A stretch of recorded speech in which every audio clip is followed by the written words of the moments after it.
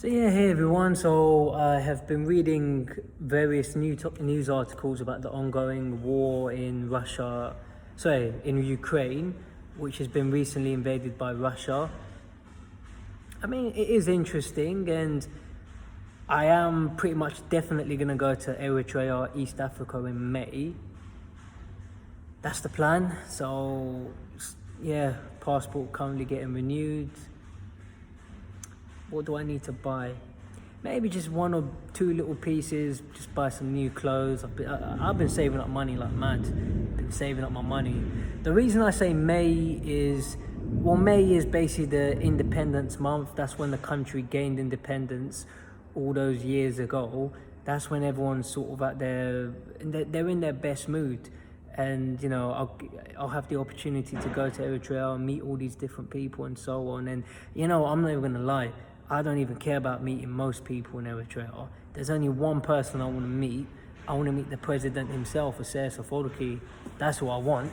I want to interview that guy. So I'm trying to turn my life around. I mean, boxing is all well and good, but I mean, boxing, what can you talk to these boxers about? Hello, I'm a boxer. I train. Yeah, it's not exactly the most amazing, not the most informative sentence, is it? Not the most. I wish all boxers well, but obviously I want to do things in my life. I'd rather. It's funny how people think I just want to be a boxing interviewer. I'd rather become a political journalist. And in order for me to achieve that, I mean, I don't mind going to university at some point, but definitely not now. Maybe next year or the year after next.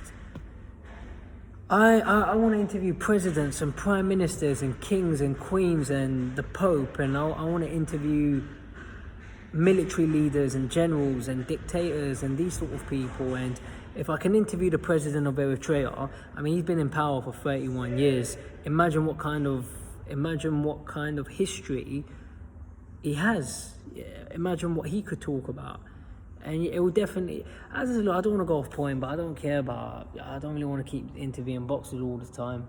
But Vladimir Putin's another person I want to interview. And when I go to Eritrea, I mean, I believe the Tigray war is still sort of going on at the moment. It's happening in Ethiopia. That's definitely something I want to cover. And also I want to interview the leaders of Eritrea and Ethiopia. And I want to talk about that war, but in the meantime, I probably might try and do something this week about it, but I can't say too much about the war in Ukraine for now. Look, the information I have is limited, and I'm careful about what I trust in the media. I don't believe everything I read or hear. I'm not saying that just to sound clever, but you got to be careful, because the media, obviously, they paint they portray things from a particular perspective, and they're saying all this stuff about Ukraine and save the Ukrainians, which is all well and good, and I agree, you should save the Ukrainians, but you don't talk about the wars going on in Africa. You don't show the same amount of concern regarding wars in the Middle East or in Asia. So, but don't mean to go off point. What can I say about Vladimir Putin? I mean, I don't know him. I've never met him. I want to interview him as soon as possible. Hopefully get an interview with Vladimir Putin in the next 2 years. I mean, to the best of my knowledge, it just looks as if he's losing the war. It's difficult. I mean, yeah, Russia's got a powerful military. They've got nuclear weapons. They have aircraft. They have missiles, but yeah, I mean, they're suffering all these economic sanctions. So much of the world is against them.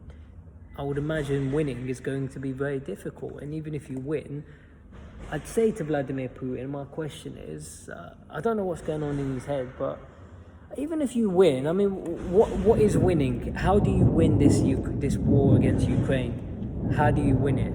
I mean, even if you can, what are you going to do? Kill the Ukrainian president? Even if you kill him, I mean, but then the country's still got, how do you control 40 million citizens? I mean, they're still going to try and fight you. Or I'm, to the best of my knowledge, I could be wrong. And in that case, I mean, if the Ukrainian military collapses, I mean, is he going to go in and just start massacring civilians?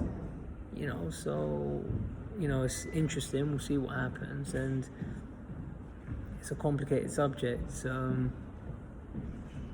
Yeah, I don't know.